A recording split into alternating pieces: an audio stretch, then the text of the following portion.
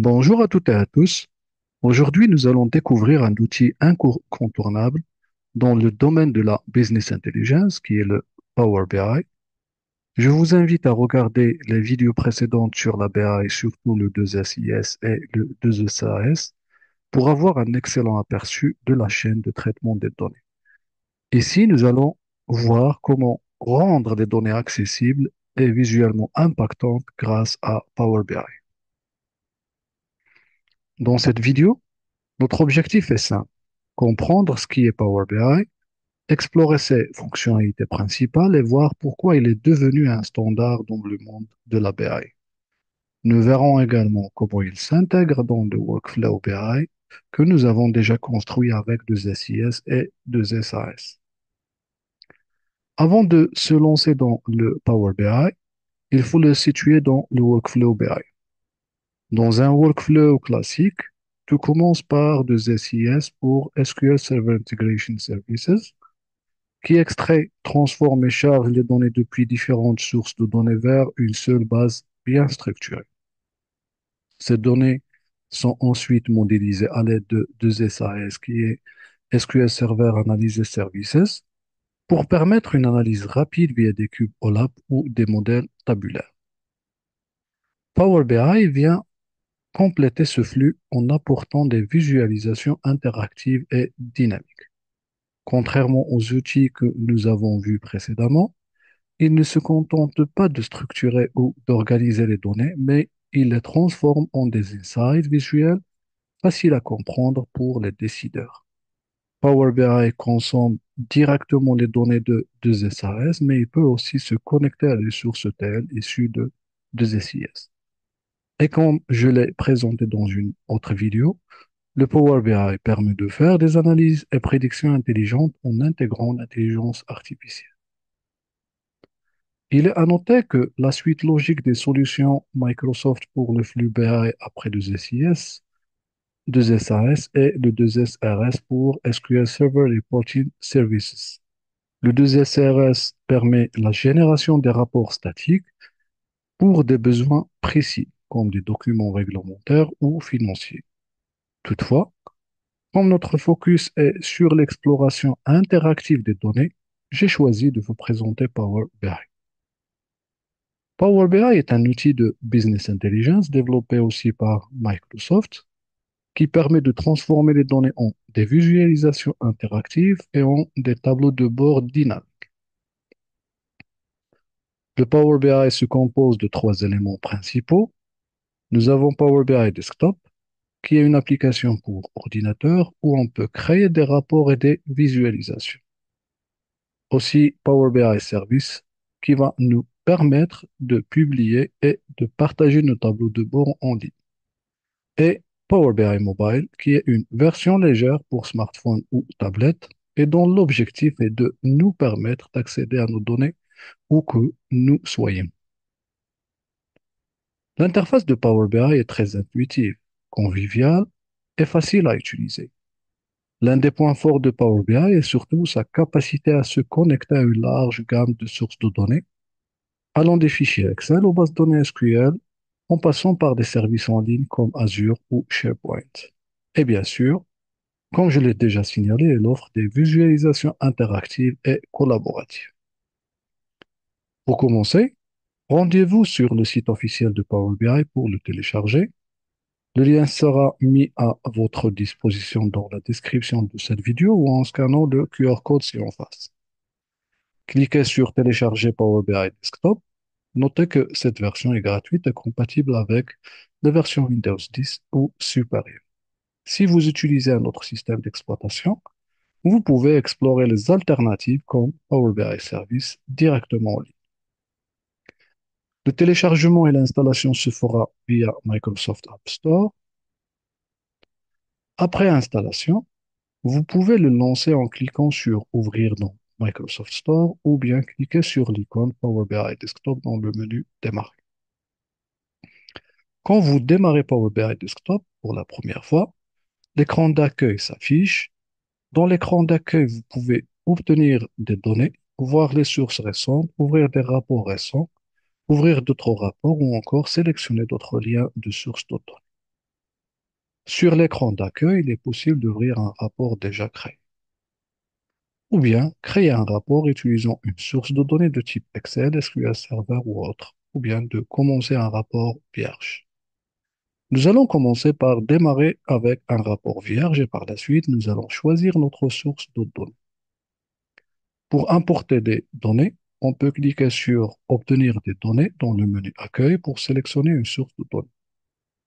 Pour Power BI, il nous permet d'utiliser une multitude de sources de données, des données Excel, des sources en vrac ou CSV, à partir de bases de données comme SQL Server ou 2SIS, Oracle, IBM DB2, MySQL et bien d'autres. Et même des sources de données en ligne comme Azure et des services web. Et bien plus encore.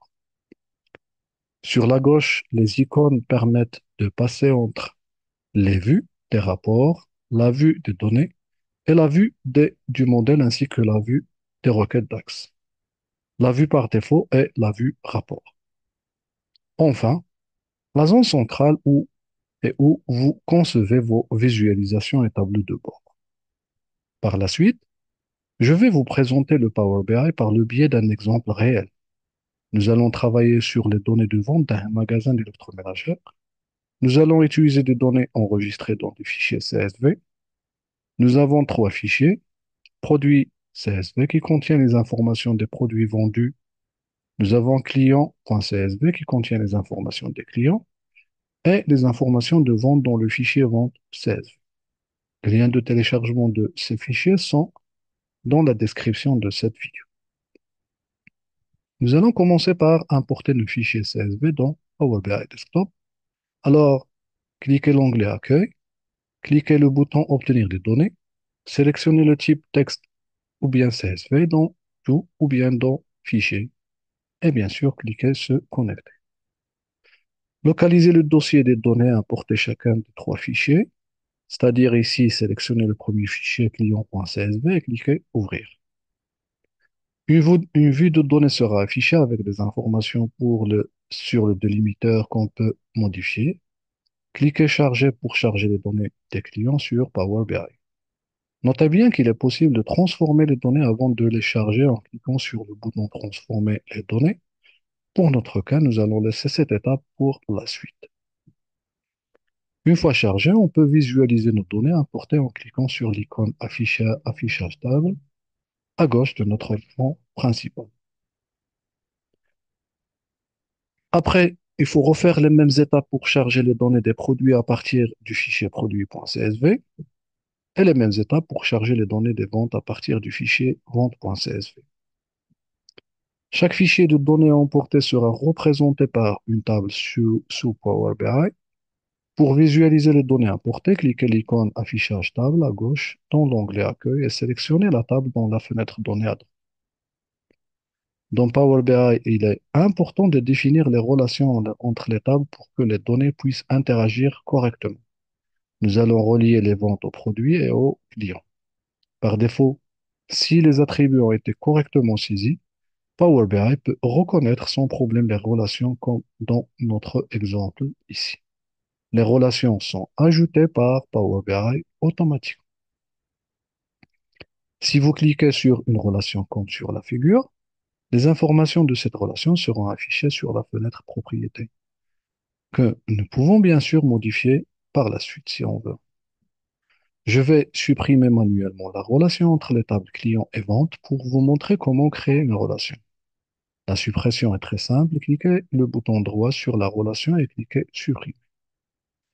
Pour créer une relation entre les deux tables, il suffit tout simplement de cliquer le champ ID client dans la table vente et la faire glisser vers le champ ID client de la table client. Une fenêtre pour la configuration de la nouvelle relation sera affichée. Vérifiez cette relation et surtout la cardinalité et la direction du filtre de relation. Le nettoyage des données est une étape essentielle pour garantir la fiabilité de nos analyses. Ici, nous allons corriger les erreurs dans les noms des villes, dans la table client. Alors, pour quelques clients, nous avons la ville est soit Casa ou bien Casablanca. Logiquement, c'est la même ville et il faut le corriger au niveau des données. Alors, il faut procéder comme suit pour corriger les noms des villes. Cliquez l'onglet Accueil et sélectionnez la table client. Après, cliquez le bouton Transformer les données dans le groupe Requête. Une nouvelle fenêtre éditeur Power Query est lancée. Alors, dans l'onglet Accueil, sélectionnez la colonne Ville et cliquez le bouton Remplacer les valeurs dans le groupe Transformé. Une nouvelle fenêtre s'affiche une autre fois où vous allez devoir saisir la valeur à chercher et la valeur qui sera utilisée. Ici, nous allons remplacer la ville Casa par Casablanca. Assurez-vous d'ajouter un espace à la fin de Casa. Cliquez sur le bouton OK pour valider. Fermez l'éditeur Power Query. Un message est affiché pour appliquer les modifications, ou bien de les appliquer plus tard, ou bien d'annuler les modifications. Bien sûr, cliquez oui. Alors, nous avons remplacé les noms Casa par Casablanca. Il est à noter que ces modifications ne sont pas effectuées sur les sources de données originales, c'est-à-dire les fichiers CSV, mais plutôt dans Power BI. Après avoir nettoyé les données et créé les relations, l'étape suivante est de créer des visualisations pour analyser et explorer nos données. Nous allons visualiser les ventes par catégorie de produits. Cela nous permettra d'identifier quelles catégories sont les plus populaires en termes de quantité vendue. Cliquez l'onglet Rapport, c'est l'icône de graphique dans la barre latérale Affichage du rapport, et cliquez Ajouter une visualisation de type histogramme en colonne dans l'onglet Visualisation. Après, il faut configurer les axes X et Y de notre histogramme. Configurer les champs axe X pour qu'il reçoive la catégorie depuis la table produit et l'axe Y pour les valeurs pour qui reçoit la quantité vendue depuis la table vente. Pour le faire, il faut tout simplement cocher les deux champs dans les tables depuis l'onglet Données à droite. Remarquez bien que l'axe 1 prend comme valeur catégorie et l'axe 2 prend comme valeur quantité vendue. Voilà notre visualisation sous forme d'histogramme des ventes par catégorie de produits.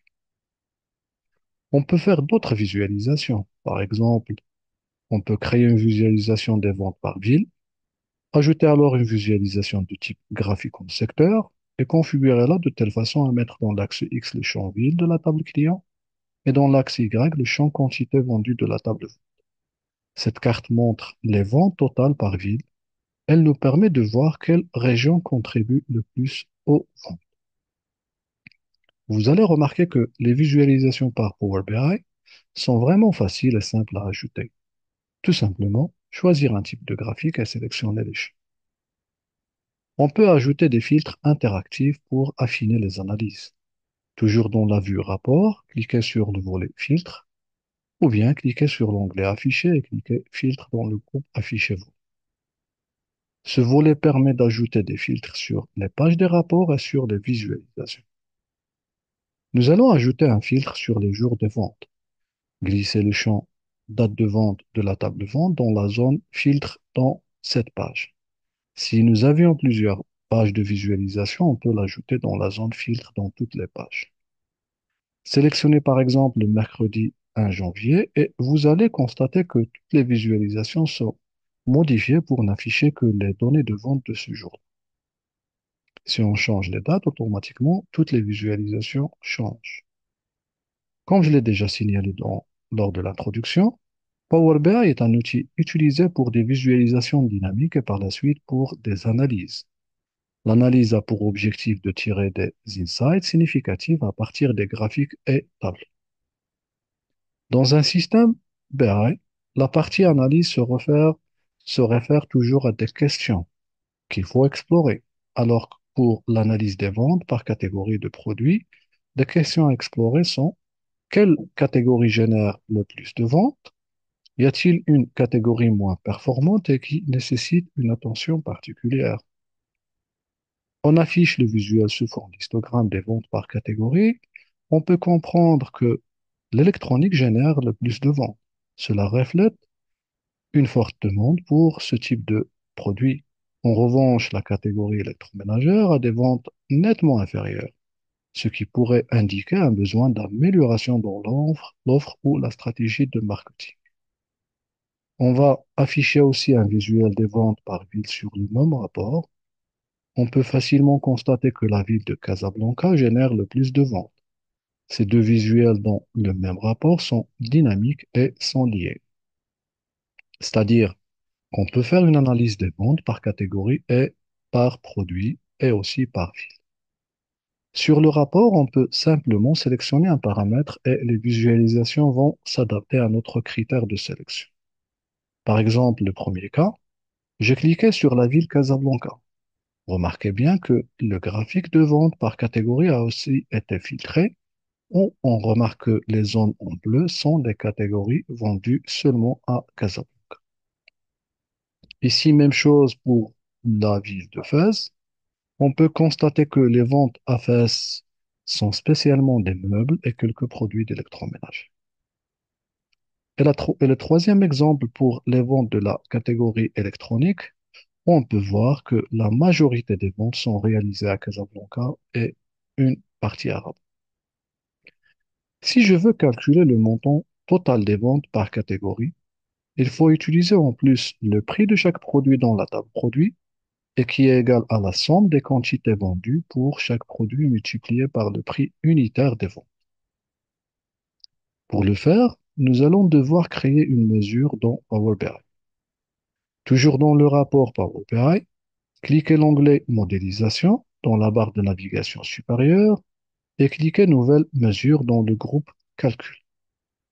Dans la barre de formule, entrez la formule en requête taxe suivante, c'est-à-dire que le montant total des ventes, c'est la somme des ventes des quantités vendues et les produits, c'est-à-dire le prix unitaire en dirhams dans la table produit. Cette formule va calculer pour chaque vente d'un produit dans la table vente la quantité vendue multipliée par son prix de vente unitaire de la table produit. Montant total vente est le nom de la mesure. Cliquez le bouton Valider pour afficher le montant total des ventes. Dans l'avis rapport, ajoutez une visualisation de type carte nouvelle et cochez la nouvelle mesure que nous venons de créer. Ici, c'est le montant total des ventes en dirhams. Ici, un simple clic pour voir le montant total de vente pour la ville de Casablanca. Même chose pour le montant total de vente pour la catégorie électroménager. Nous allons exploiter maintenant une des fonctionnalités ou bien la fonctionnalité questions et réponses de Power BI et qui est un outil très puissant qui permet aux utilisateurs de poser des questions en langage naturel sur leurs données et de recevoir des visualisations dynamiques en réponse. L'objectif principal de cet outil est de faciliter l'exploration des données pour les utilisateurs non techniques. Dans l'onglet Accueil, cliquez l'icône questions et réponses dans le panneau des visualisations ou bien tout simplement cliquez l'onglet Insérer et cliquez le bouton questions et réponses dans le groupe visuel IA. Il est à noter que pour que les questions soient plus pertinentes, il faut les poser en anglais. On peut bien sûr modifier les paramètres linguistiques de Power BI. Par exemple, nous allons poser la question What is montant total vente by non client? Ici, j'ai demandé la mesure que j'ai créée par non client qui est un champ de la table client. Power BI génère instantanément un graphique adapté. Cette fonctionnalité rend l'analyse des données accessible à tous, même sans compétences techniques. Il est à noter que cet outil question-réponse est configurable et qu'on peut personnaliser les questions, modifier les champs, ainsi de suite. Mais dans cette vidéo, je ne vais pas rentrer dans ces détails. Sinon, on peut demander directement les champs, comme sur la figure.